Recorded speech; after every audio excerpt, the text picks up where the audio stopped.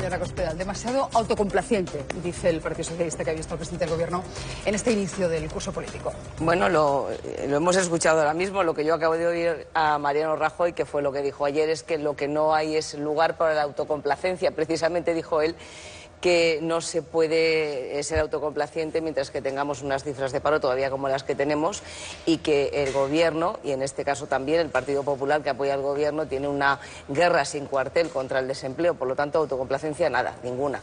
Otra cosa es que no se pueda reconocer, y yo creo que hace bien el presidente del Gobierno en reconocerlo, que las cosas están yendo mejor de lo que iban hasta ahora y que el crecimiento empieza a ser una realidad palpable, no solo porque lo queramos nosotros, sino porque es una evidencia. ¿Están yendo mejor de lo previsto? Es decir, ¿se vislumbra una salida de la crisis más rápida de lo previsto inicialmente? Bueno, están siendo mejores las cifras de lo previsto. Otra cosa es que ese crecimiento llegue hasta donde tiene que llegar, que lo más importante es que llegue a la creación de empleo. Pero qué duda cabe que hay datos que son muy importantes. Había una previsión de crecimiento determinada y España en el último trimestre que se ha computado ha crecido un 0,6 por encima, muy por encima de la media de la zona euro, por ejemplo, de los países que están en la zona euro, que es un 0,2%. ¿Por qué es importante el crecimiento? Porque a mayor crecimiento se crea más empleo. ¿Qué es la otra cifra importante o cuál es la otra cifra importante? Que en el segundo trimestre de este año ya sabemos que hay 300.000 personas menos en paro que el año anterior, y 300.000 afiliados más a la Seguridad Social que el año anterior. Yo creo que esas dos cifras, para mí, desde luego, son las más importantes, y cuando se refería Mariano Rajoy antes a raíces vigorosas, son las que han dado lugar a que ya podamos ver estas cifras, pero autocomplacencia ninguna. Pero ¿cómo nos afecta la entrada en recesión de Italia o el estancamiento de Francia, de Alemania? Seguro que eso acabará lastrando nuestro propio crecimiento. Bueno, seguro que eso nos afecta, pero no es lo mismo ser el que está en recesión y ser el país que es el farolillo rojo como éramos hace escasamente 2 años, y tener una prima de riesgo disparada, que ahora nos hemos olvidado todos de la famosa prima de riesgo que todos conocíamos, pero que hacía que tuviéramos que pagar muchísimo dinero por los intereses que España pedía prestados, y ese dinero en intereses lo pagábamos entre todos los españoles, a ser la economía que más está creciendo, con mucha diferencia sobre las demás, que está creando también, aunque vengamos de unas cifras de paro muy malas, que está creando también más empleo desde el punto de vista porcentual, eso es importantísimo, y que también está alejándose de la recesión de una manera más rápida. Obviamente nos va a frenar algo, pero ser nosotros, formar parte de la locomotora y no de los vagones de atrás, pues yo creo que es muy importante. Pero precisamente cuando la oposición habla de autocomplacencia es porque dice que el Gobierno siempre se fija en las cifras macroeconómicas, pero que el ciudadano de a pie no acaba de notar esa recuperación, no le acaba de llegar. Bueno, 200.000, 300.000 en el caso del paro registrado, 300.000 parados menos que hace un año en el segundo trimestre del año. Yo creo que eso son cifras que se ven. 300.000 afiliados más a la Seguridad Social que el año pasado son cifras que no son intenciones ni buenas voluntades, son realidades, y eso es que ya está empezando a llegar. Y algo muy importante es que tradicionalmente siempre se ha dicho, y seguro que los analistas políticos que están aquí también lo comentarán, que la economía española necesitaba para crear empleo crecer a un 2%, porque teníamos unas estructuras administrativas, jurídicas, políticas y laborales que eran muy rígidas. Bien, pues la economía española, con apenas un 0,6 de crecimiento, pero antes de tener ese 0,6 de crecimiento, creciendo incluso menos, ya es capaz de crear empleo por la serie de reformas que se han hecho, que algunas han sido duras, algunas han sido impopulares, pero lo cierto es que están permitiendo la recuperación de nuestra economía y un cambio estructural para que la situación que nos encontramos hace 3 años pues no se vuelva a producir. ¿Cuándo conoceremos los candidatos a las elecciones municipales y autonómicas? Porque hay algunos varones, nos consta, que están nerviosos. Esperanza Aguirre, por ejemplo, ponía un plazo en el mes de noviembre, decía que debería saberse antes del mes de noviembre para poder actuar. Bueno, yo creo que todavía queda mucho tiempo, las elecciones van a ser en el mes de mayo, las elecciones municipales y las autonómicas de muchas comunidades autónomas, y hay mucho tiempo, y nosotros nos vamos a tomar el tiempo necesario para tener a los mejores candidatos. Pero yo no le puedo dar una fecha ahora, ¿No me puede noviembre, cerrar un poquito más el calendario? No, porque todavía le estaría mintiendo y le estaría diciendo algo que no es real ni se va a producir. Nosotros todavía vamos a darnos nuestro tiempo, hay candidatos que ya se sabe con claridad que van a seguir, pero todavía no es el tiempo tiempo de las candidaturas. Y nosotros en esto tomamos nuestro tiempo y creo que hacemos bien. Si los tiempos los marca el presidente Rajoy, podemos conocer los candidatos el día antes de que empiece la campaña electoral. Bueno, no tanto como eso, pero con su tiempo, pero todavía nos queda un poquito más. Aguirre se quejaba del famoso dedo divino justo antes de la designación del candidato andaluz. Si ella pues, se presentara una candidatura al Ayuntamiento de Madrid, ¿la vetarían? No, aquí no hay vetos de ninguna manera, nunca los ha habido en mi partido vetos. Lo que hay son congresos y lo que hay son propuestas en los congresos donde todo el mundo se pueda presentar. En muchos partidos políticos se habla de primarias, de democracia interna. En mi partido, con muy pocos avales, cualquiera se puede presentar a ser presidente del partido, tanto local como regional, como del Partido Nacional, y a ser el candidato a la presidencia del Gobierno, a una presidencia regional o a una presidencia local. No hay vetos, lo que hay es que presentarse y dar el paso al frente. Eso sí, el paso al frente hay que darlo. Eso sí. O sea, está animando a Esperanza Aguirre a que dé ese paso si realmente quiere ser candidata a la alcaldía de Madrid. Lo que sí es verdad es que no se puede hablar de designaciones a dedo cuando hay un procedimiento de democracia interna. Bueno, uno de los ejemplos más prototípicos, por ejemplo, es el Partido de Madrid. Esperanza Aguirre, como otros tantos candidatos y como otros tantos presidentes regionales, yo misma, como presidenta autonómica, me presenté a un congreso. Era abierto el congreso, se podía haber presentado prácticamente cualquiera porque los requisitos son muy básicos y ahí está la libertad. Usted dijo que elegirán a los que puedan ganar. ¿Qué significa eso en el caso de Madrid? Pues sabiendo que además, según las encuestas, pueden perder la mayoría absoluta, tanto en la comunidad como en el ayuntamiento. Bueno, todavía queda mucho tiempo para las elecciones. Esto es lo primero que tengo que decir. Y en política, como casi todo en la vida, pero en política desde luego es así, los meses que nos quedan son una eternidad. Por lo tanto, yo creo que pueden pasar todavía muchas cosas. Significa que yo creo que tenemos que elegir a los mejores candidatos, a los que sean capaces de tener más apoyo con ellos. También yo creo que el apoyo junto con el candidato lo da la marca, sinceramente. La marca, en términos comerciales, la marca el Partido Popular, es el candidato del Partido Popular. Yo creo que tenemos que elegir a los que sean más del agrado del votante que tiene decidido ir a votar al Partido Popular. Pues la marca Podemos sube fuerte, ¿eh? Parece que no es flor de primavera. Lo digo porque, según esta encuesta que acabamos de conocer del Mundo, también la propia Razón, se convertiría en la tercera fuerza política en unas elecciones generales. Bueno, eso dicen algunas encuestas, efectivamente es así. Otra cosa es lo que ya se vaya a reflejar de verdad en las elecciones generales, porque esa frase tan manida de que la auténtica encuesta es la del día de las votaciones es una realidad, pero parece que efectivamente está teniendo un apoyo creciente, al menos en las encuestas. Pero las encuestas son las encuestas y las votaciones son las votaciones. Esta es una formación política del ámbito de la izquierda, como todo el mundo sabe, más bien del ámbito de la izquierda radical, y yo creo que ahí la izquierda española tiene que revisar cuál es el mensaje que quiere trasladar y cómo se va a reordenar a sí misma. Creo que eso es muy importante. Le quiero preguntar por Cataluña, le quiero preguntar también por la reforma electoral, pero antes de abrir esos capítulos... Al hilo de la reflexión que acaba de hacer la secretaria general sobre Podemos, que a mí me da la impresión de que ustedes están incluso satisfechos con la existencia de Podemos y con su auge, porque lo interpretan solamente como que rompe el electorado de su rival. Pero yo creo que hay una segunda lectura que no sé si ustedes hacen, que es que lo que son las reglas del sistema. Por así decirlo, si Podemos llegar a convertirse en la tercera fuerza nacional, llegar a entrar en el Parlamento con ese poder, ustedes no es que se quedaran sin interlocutores para negociar asuntos de Estado, es que probablemente se verían devorados por un cambio de códigos, por un cambio de reglas que afectaría al sistema entero, tal y como lo conocemos de la transición. Y yo no sé si ustedes hacen esa lectura o si se quedan solamente en la lectura más pequeña de que electoralmente les conviene porque parte al PSOE. No, nosotros, y yo os lo digo con toda franqueza, no hacemos ningún tipo de lectura en términos de conveniencia, porque yo no creo que convenga necesariamente al Partido Popular el fraccionamiento de la izquierda. No estoy de acuerdo con ello. Yo creo que es muy bueno que grandes partidos nacionales puedan hablar y ponerse de acuerdo sobre los asuntos importantes que tiene España. Es lo que yo creo que es mejor para la democracia y para nuestro país. Por otra parte, también sé, igual que sabemos todos, que desde la época de la transición tampoco han sido exactamente igual las cosas en España.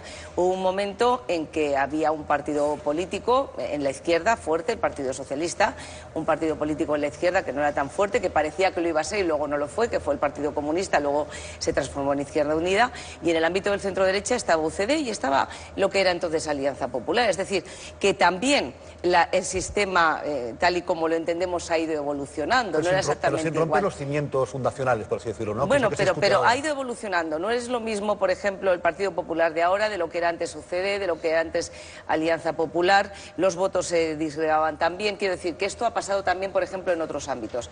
No interesa al Partido Popular el fraccionamiento de la izquierda. Lo que sí tenemos claro es que es un partido cuyo votante y cuya ideología es algo con lo que el Partido Popular obviamente no puede competir. ¿Por qué? Por una razón muy sencilla, porque está completamente alejado del espectro político de centro-derecha que representa el Partido Popular. Eso sí lo sabemos. No, yo quiero pensar que lo mismo le sucede al PSOE. Yo sé que en la gran etiqueta izquierda podemos meter todo, pero yo quiero pensar que el PSOE tampoco coincide con los preceptos de Podemos. Ni Bueno, con su yo lo discurso. quiero pensar, pero eso lo tiene que demostrar el Partido Socialista.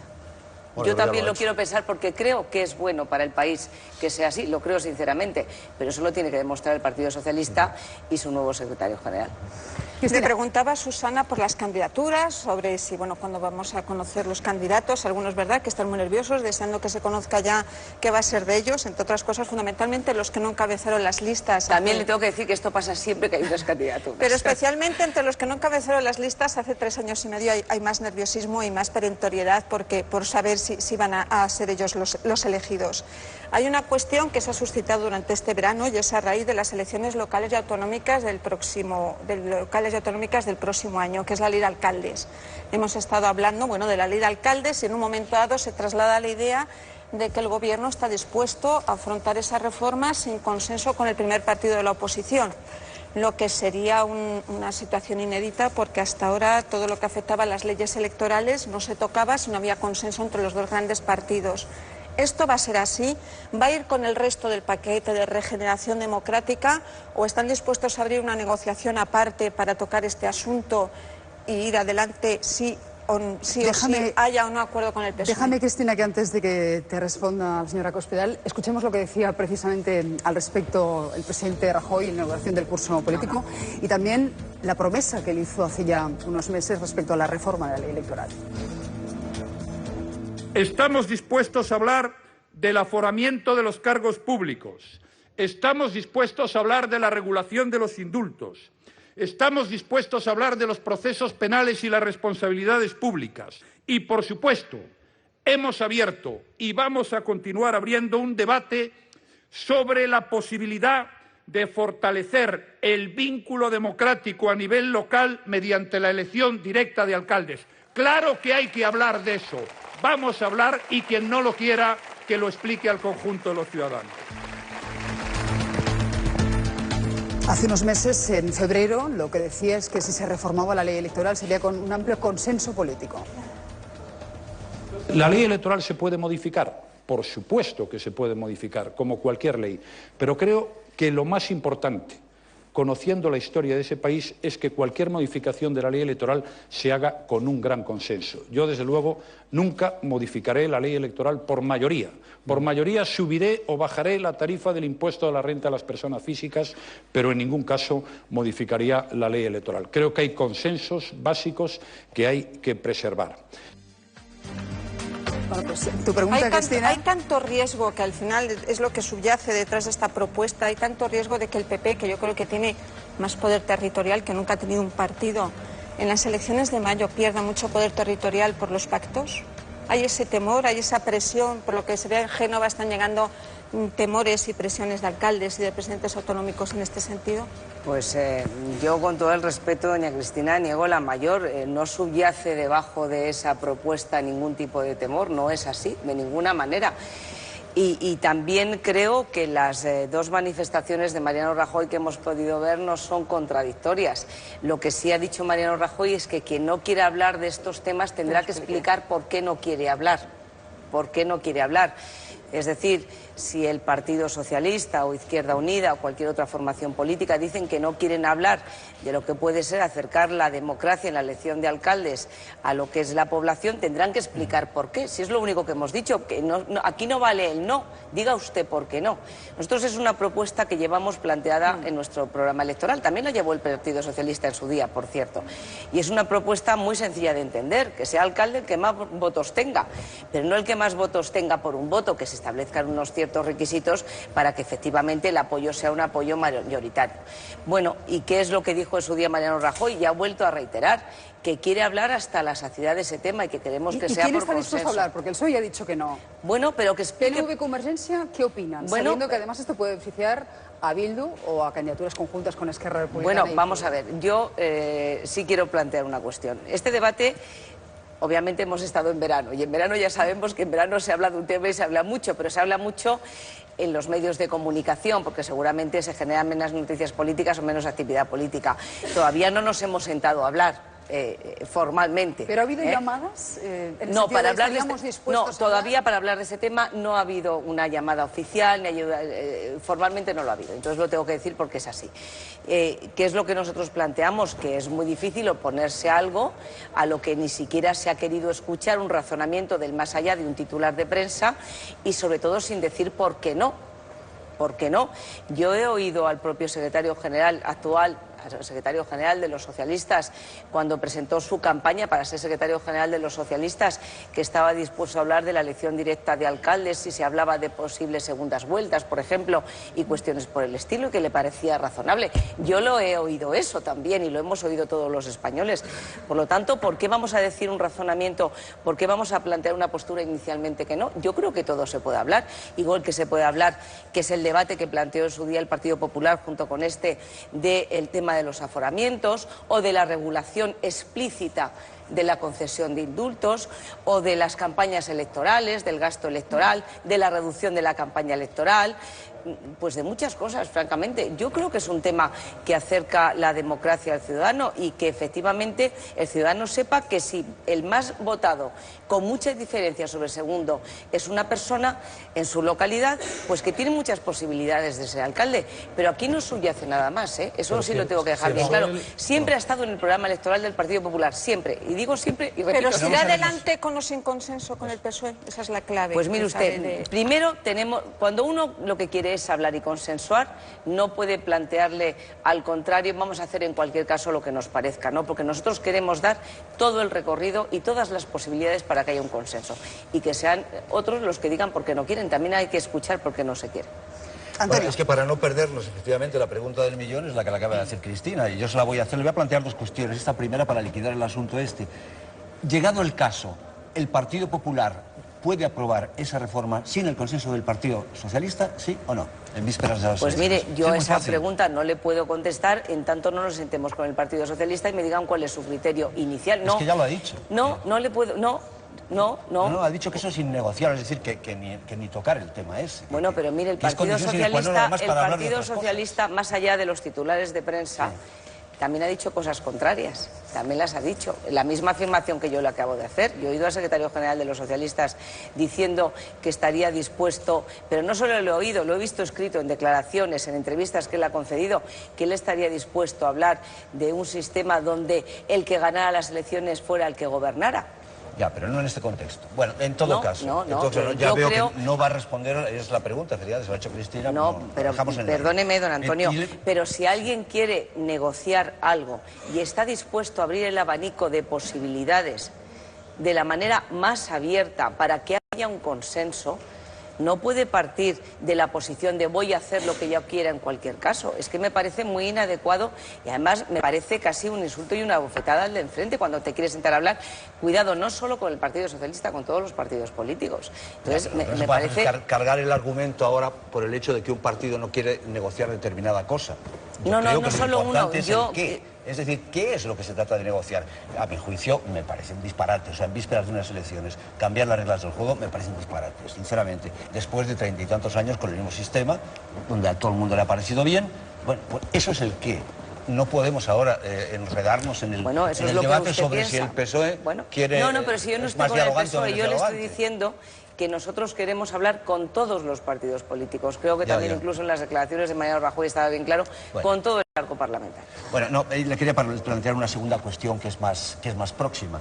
Usted sabe que ha habido un incidente ahora en Marruecos, ha habido una delegación de 4 personas, entre las cuales estaba una alcaldesa del PP, de Zamora, Rosa Valdeón, les han prohibido entrar en el Aaiún. Que yo sepa, el Aaiún es un territorio al que se puede viajar con toda normalidad, incluso sin visado. A mí me parece que ha habido una clara violación del derecho internacional, porque esto no es territorio de soberanía de Marruecos, y una violación de los derechos civiles, es decir, la libre circulación. Que yo sepa, hasta ahora el gobierno no ha abierto la boca, ni el Partido Popular ha abierto la boca ante un asunto que a mí me parece grave, no porque la alcaldesa sea del PP, sino porque es un ciudadano español, una ciudadana, 4 ciudadanas españolas concretamente, 4 ciudadanas españolas que no han podido desembarcar en el Aaiún porque ante un despliegue inusual e intimidatorio de la policía les han señalado el camino de vuelta por acusación de supuesto activismo. Cuando me consta, yo creo que a usted también, el viaje era simplemente a título privado. ¿Qué él piensa el Partido Popular? ¿Tiene algo que decir el Partido Popular? Ya que el gobierno desde luego no ha dicho nada. Hasta ahora, que yo sepa, no ha abierto la boca nadie. Ni el Partido Popular... es un asunto en el que tiene que plantear, porque es a quien corresponden las relaciones diplomáticas, la situación y lo que hay que hacer en este tema es el Gobierno y el Ministerio de Asuntos Exteriores. Y precisamente para evitar un conflicto diplomático, teniendo en cuenta la relación especial que tenemos con Marruecos, porque es verdad que la tenemos como un vecino privilegiado que lo es de España, bueno, pues el Gobierno ha querido mantener una actitud de prudencia y yo creo que tengo la obligación de mantenerla también, más allá de que efectivamente 4 ciudadanas españolas les hayan prohibido entrar en el Aaiún por autoridades que no son las autoridades, parece ser, según dicen ellas del Aaiún, aunque ellos dicen que sí, y todo esto hay que contrastarlo y hay que verlo con detenimiento. Cierto es, hay una compañera mía, por ejemplo, la alcaldesa de Zamora, que a título particular se ha desplazado por solidaridad con el pueblo saharaui y lo ha hecho ella a título personal, pero eso no hace ni puede hacer, según ella misma ha manifestado, que el Partido Popular esté más o menos implicado, porque ella lo ha hecho a título personal y ha querido dejarlo bien claro para no crear precisamente un conflicto por ser alcaldesa de Zamora, y yo creo que aquí tengo la obligación de respetar las vías diplomáticas. Le voy a preguntar ya por Cataluña. El presidente Rajoy mantiene el mismo discurso, no habrá consulta porque esta es ilegal. Escuchamos. La ley está por encima de todo y todos estamos obligados a cumplir la ley, todos sin excepción. El presidente del Gobierno de España no puede consentir que nadie viole la ley y no lo voy a hacer. Y espero que todo el mundo actúe con la responsabilidad que la ocasión requiere. Cuenta el periódico ABC en su edición digital que en un caso extremo el Gobierno se plantea retirarle algunas competencias a la Generalitat, por ejemplo, en seguridad y en sanidad. Bueno, yo no sé exactamente de dónde es esa información. Lo que sí le puedo decir es que el Gobierno tiene la obligación de aplicar todas las medidas jurídicas, políticas y administrativas que estén en su mano para hacer cumplir la ley. Y también yo creo que el presidente de la Generalitat tiene la obligación primera, la primera que tiene cualquier gobernante político, que es la de cumplir la ley. Y yo espero que Artur Mas sea coherente, ya que ha dicho que no iba a hacer nada ilegal y efectivamente no haga nada ilegal. Pero en cualquier caso el Gobierno tiene la obligación de aplicar todos los instrumentos jurídicos a su alcance para que la ley se cumpla, los que sean. ¿Han cambiado las relaciones con Artur Mas? ¿Hay una cierta distensión después del encuentro en Moncloa de este verano entre Mariano Rajoy y Artur Mas? Bueno, yo lo que espero es que haya un convencimiento por parte de Artur Mas de que la ley se tiene que cumplir, porque si un gobernante no cumple la ley, ¿cómo le pide a sus ciudadanos que cumplan la ley? La propia ley que él promueve como gobernante, por ejemplo. Y creo que esto es algo de lo que más tiene que tomar conciencia. Tampoco quiero ir más allá, pero eso posiblemente haya cambiado. Espero que así sea. ¿A raíz de ese encuentro está diciendo? Bueno, no lo sé si a raíz de ese encuentro o a raíz del propio convencimiento. Las declaraciones del presidente de la Generalitat diciendo que él cree que hay que cumplir la ley y que no va a hacer nada que sea ilegal, a mí me inducen a pensar que no va a hacer nada que sea ilegal y que sabe que la consulta es ilegal. Pero yo no puedo leer el pensamiento del señor Mas, como se puede usted imaginar. ¿Queríais preguntarle sobre esto? Quería hacer una pregunta un poco de este tema, pero más periférica. ¿Por qué cree usted, o cómo se explica usted que durante todo el verano cuando fue preguntado directamente por el asunto de la confesión de Pujol, a Rajoy, o al presidente, le ha costado tanto expresarse, decir que está mal. ¿Por qué cree usted que ha sido tan prudente en el análisis que ha hecho de la confesión de Pujol y de la reflexión que se puede hacer colateral, o por lo menos hipótesis, de que se ha destapado un entramado de corrupción relacionado con el nacionalismo durante 35 años? ¿Es prudente porque quiere preservar la figura de Pujol, porque teme que las ramificaciones afecten a toda la política de los últimos 35 años? ¿Por qué ha sido tan tibio? Pues mire, yo creo que por una actitud que mantiene siempre Mariano Rajoy, que creo que al final siempre es acertada, y es que cuando estamos hablando de temas judiciales, porque es un tema que está judicializado... No, la confesión no, la confesión está confesada, sí, no hace falta esperar una resolución judicial. Pero viene de un procedimiento judicial y un procedimiento que está abierto. Y cuando hay un procedimiento judicial abierto, siempre opta por la prudencia. Yo creo que es una buena opción, sobre todo para el presidente del Gobierno. Pero insisto que... Más allá de que todos estemos esperando, como es lógico, que la justicia actúe hasta el final, y él el primero. Pero el propio Pujol ha confesado que cometió delito fiscal acerca de la herencia famosa de Andorra, y no hay que esperar la versión judicial, él lo ha confesado. Bien. Él lo ha dicho. Bien, sí. Y sin embargo Rajoy no tiene ninguna reacción a esa confesión, ni siquiera decir, vaya, nos engañó, nada, nada de nada. Bueno, yo creo que la actitud de prudencia del presidente del Gobierno en todos los asuntos que tienen que ver con los temas personales y judiciales es proverbialmente conocida, creo que se sabe. Y creo que no está mal para una actitud del presidente del Gobierno. La señora Cospedal cree que es prudencia. ¿Tú qué crees que hay detrás? No, yo hago la pregunta porque no lo sé. A mí me ha llamado la atención. A mí me ha llamado la atención. No. Yo intento no hacer hipótesis, sino enfrentarme a hechos. Y lo único que yo he apreciado este verano es la reticencia de Rajoy a decir nada crítico sobre un hecho, un fraude fiscal, un caso de corrupción, que no está pendiente de resolución porque el protagonista lo ha confesado. Y no ha habido manera de sacarle un comentario negativo al presidente acerca de esto, y a mí me llama la atención. ¿Por qué? No lo sé, eso es un juicio de intenciones. Por eso se lo pregunto al señor Cospedal. A mí en este mire, caso... yo lo achaco a eso. Lo que yo sí le puedo decir como secretaria general de mi partido es que lo deseable y lo que estamos esperando todos es que la justicia llegue hasta el final, sin lugar a dudas, y que sepamos todo lo que ha pasado, lo que hay, no solo con el señor Pujol, sino con las personas que tiene alrededor, de su familia o que no sean de su familia, y que se llegue hasta el final en la investigación y en el conocimiento de los hechos. A mí eso se lo puedo decir con toda tranquilidad. En este asunto sí, estoy completamente de acuerdo con María Dolores de Cospedal, porque siempre ha sido proverbial la reacción del Gobierno, y especialmente de Mariano Rajoy, remitiéndose a los tribunales cada vez que sale un asunto de estos políticos. En este caso, Antonio, está confesado, no hay que esperar un fallo, está confesado. Sí, pero el presidente del Gobierno es un cargo político, institucional. Si hace una valoración solamente puede ser política, y yo creo que cualquier valoración política de una cuestión que está bajo el foco judicial, pues sería inconveniente. En este caso especialmente, solo faltaba que el presidente del Gobierno encima hubiera hecho valoraciones políticas, de la confesión del odio ser pesado, pero de la es que que ha hecho el señor Pujol, sería atrevido con la que está cayendo. especulaciones. Y cuando en Cataluña tú vas allí y lo primero que te dicen es qué casualidad, ¿por qué surge esto Ahí ahora? está, es que soy yo. Es decir, no van al qué. Antonio, en Cataluña efectivamente lo hace todo el mundo. Pero Susana, todo el mundo por eso, todo el pero mundo que a mí me cree que guarda relación la revelación de Pujol y la confesión con el proceso soberanista. Entiendo lo que dice Antonio sobre que un presidente no puede hacer especulaciones sobre todo lo que puede haber, y depende de la investigación del juez Ruz, que vayamos a averiguarlo, en cuanto a corrupción institucional. Pero de la confesión de un estadista español de los últimos 35 años de que defraudó por lo menos a cerca de 4 millones de euros de la herencia al fisco, sí se puede, y además que tiene una interpretación que solamente puede ser política. Pero es que yo creo que a lo mejor, pregunto, como en Cataluña se ha interpretado lo del escándalo de Pujol como un golpe de los servicios secretos contra el independentismo, a lo mejor Rajoy ha temido que una implicación por su parte formara parte, perdón por la redundancia, de la estrategia, y ha preferido mantenerse fuera para que no se implique políticamente al Gobierno en lo que en Cataluña se ha interpretado como un golpe de los servicios secretos contra el independentismo.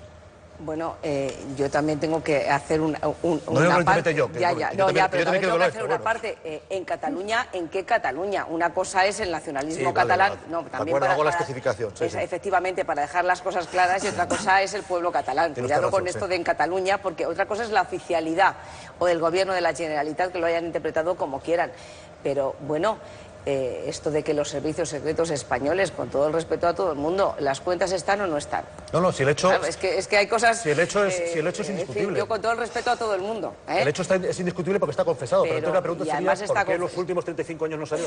De todas maneras, yo creo... Pero bueno, lo que no puede ser responsable este Gobierno es de que ahora la actuación de la justicia haya sido una y en tiempos anteriores haya sido otra. La actuación de la justicia, que como todo el mundo sabe en este país, afortunadamente, es absolutamente independiente y libre para hacer lo que mejor le parezca, porque así es como está actuando el juez Ruz en ese caso y en otros que, como todos saben, lleva de la mano el juez Ruz. O sea que aquí no se puede hablar ni de inferencias ni de injerencias. De todas maneras, ni de una ningún tipo puntualización. de otra cuestión. Un juez actúa en función de la información que le llega. La información llega o no llega y llega cuando llega. Sí, pero lo que no puede ser es que atribuyamos al gobierno una responsabilidad en el hecho de que dos empleados de una banca andorrana, de Aldaban me parece que se llama, se cabreen con sus jefes y empiecen a filtrar cosas. O de que una novia despechada o una amiga con la que hablaremos Junior, enseguida, por cierto. de repente haga unas declaraciones explicando, hombre, que eso no le vamos a echar la culpa también al gobierno. Pero fíjate, Antonio, publica la revista vamos a partir de la hipótesis... No manejas, aunque sea por haber leído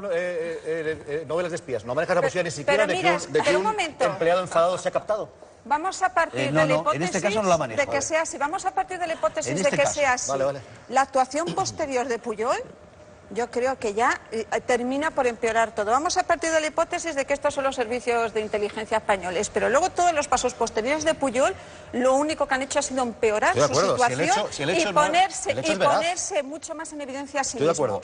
Porque dice aquello, no, me voy a poner a disposición de la justicia y de la agencia tributaria, demanda a la banca andorrana, dice que bueno que al Parlamento ya irá, no irá. Tiene Pujol de que se quiere hacer el araquiri. Que al final la actuación de Pujol la desautoriza, yo me imagino que también mayoritariamente entre la población catalana esa actuación que tiene y el hecho de que ha engañado durante 34 años a todos. Pero yo quería hacer una pregunta a María Dolores de Cospedal, que para eso la tenemos aquí, que es precisamente sobre esto. Dentro de 10 días tenemos una diada.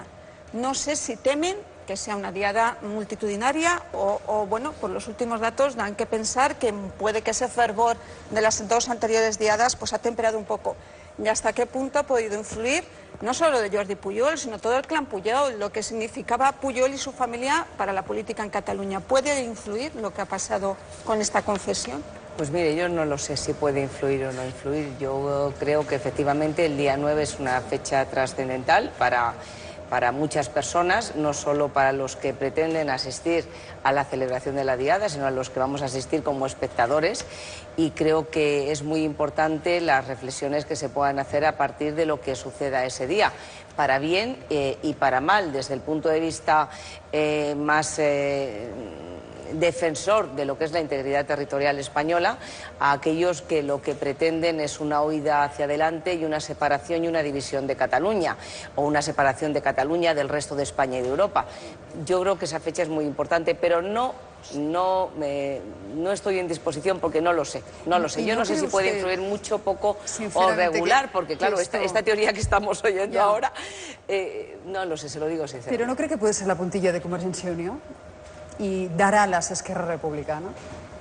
Bueno, obviamente no favorece a Convergencia, obviamente no le favorece, pero yo creo que lo que menos viene favoreciendo a Convergencia desde los últimos años es esta ubicación del propio partido político de Convergencia y Unión en un espectro sociológico y político y ideológico que tradicionalmente no era el suyo y que ha sido más el del votante de Esquerra, y obviamente pues al final Esquerra le va ganando la partida porque se ha dedicado a defender postulados y a estar en una situación política y en un momento político que no le ha correspondido tradicionalmente. Yo creo que eso es lo que más ha perjudicado a Convergencia y Unión. ¿Que esto pueda ser una puntilla, señora Griso? Seguramente. O seguramente le puede hacer daño. Yo creo que lo otro le viene haciendo más daño desde más tiempo. Ese es mi parecer. Bueno, pues Presidenta, muchísimas gracias por acompañarnos en este arranque de Espejo Público. Y buena suerte para la temporada. Político, buena suerte también para Muchas gracias. usted. Tenemos oportunidades, espero, cuando nos cierre un poquito más el calendario, cuando se sepan ya los candidatos a las elecciones municipales y autonómicas, de hablar con usted. Muchísimas ¿Congreso del PP tiene fecha? No, todavía ¿Tampoco? No, pero todavía no nos tocaría ni por fechas en marzo del año que viene y bueno, todavía queda tiempo. Vale. Sí. Bueno, pues vamos a seguir hablando.